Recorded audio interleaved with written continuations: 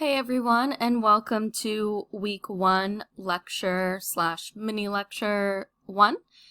In this video, I'm going to be introducing you to the course. In my welcome video, I gave you an overview of the outcomes and the policies and how the class is going to work. But in this video, I'm going to orient us to why public speaking. Why are you here? So in this mini lecture, I am going to be covering why is public speaking a requirement at most universities. So in case you don't know that, most universities across the nation require a public speaking class. So it's not just LR trying to torture you, it's everywhere. And then second, why are you in Com 111 at LR? So there are some more specific reasons you're in this class related to this institution and why you chose to come to this institution. And then I'll preview the course and preview the next mini lecture. So first, why public speaking? Why do universities value this skill so much? Well, there are lots of different reasons, and we can break them down into 3 main categories.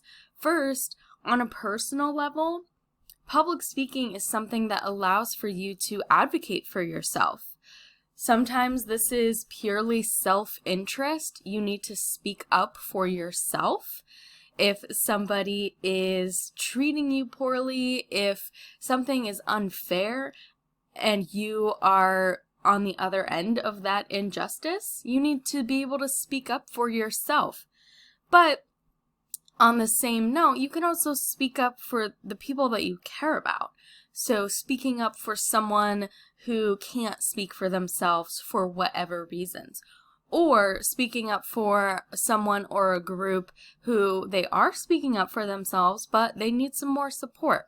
So public speaking is really about helping you find your voice, what you care about, and helping you advocate for yourself in a way that is clear, in a way that is persuasive, and in a way that is meaningful.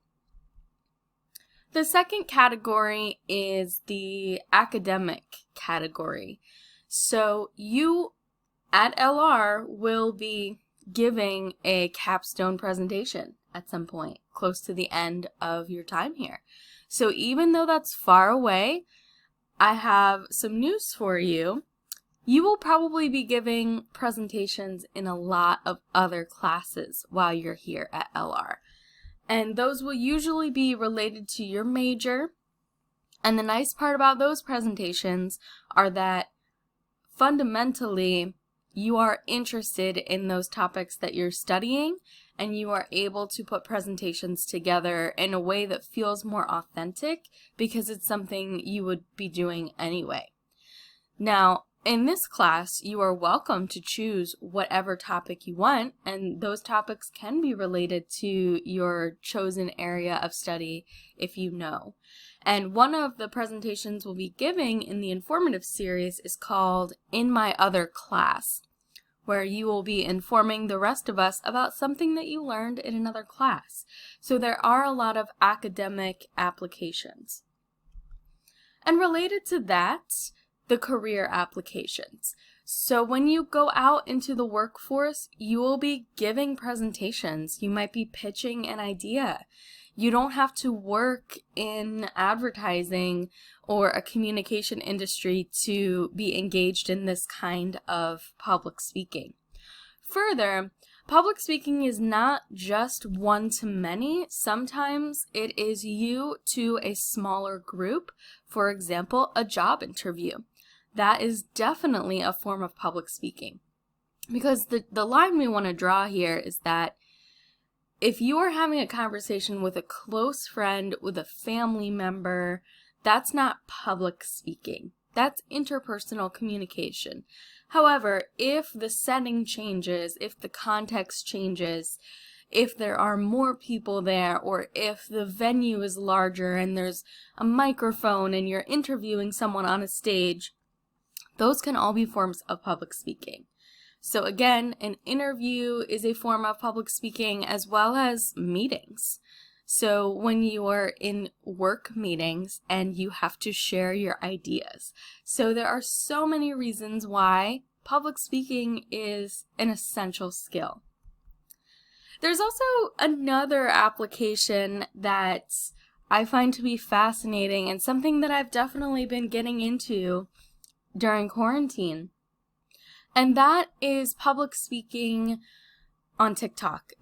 So before TikTok, we had YouTubers, right? YouTube stars who had their own channels and they just shared their ideas. And similar to, a TED Talk, but that is a very specific brand of a talk. But what we're seeing on TikTok is a lot of information sharing, a lot of informing going on, and a lot of persuading.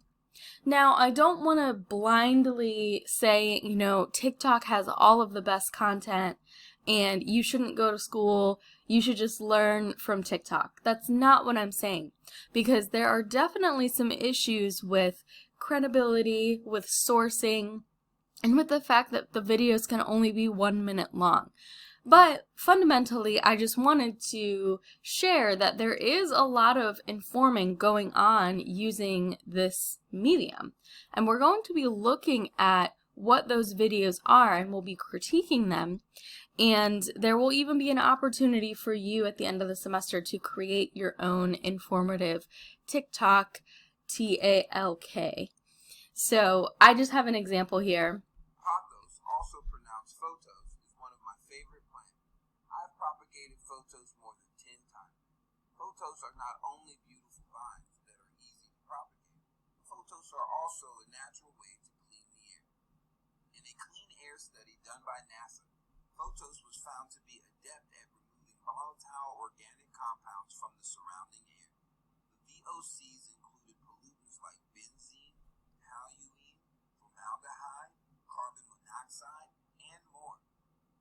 As we progress in our world today, establishing meaningful relationships is important. Those relationships set us up for success. When those relationships are beneficial to both sides, we call it symbiotic. Photos remind me that having a beautiful plant helps my aesthetic, which is beneficial to my eyes. But having a plant that is working to better my environment is beneficial to my well-being.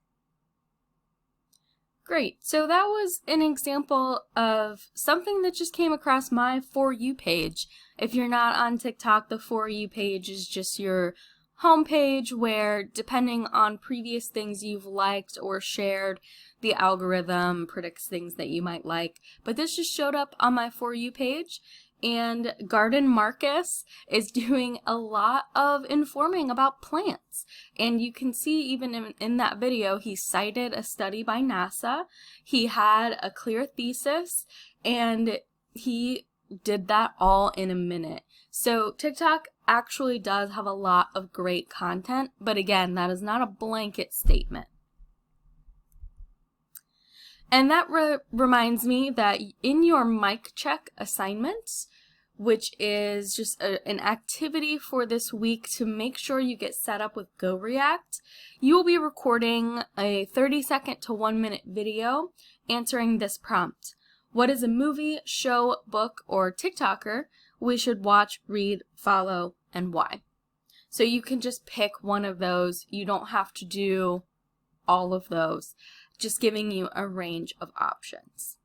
So I'm actually going to stop this video before we get to why public speaking at LR, because we're over 9 minutes, and that is a good time for a break.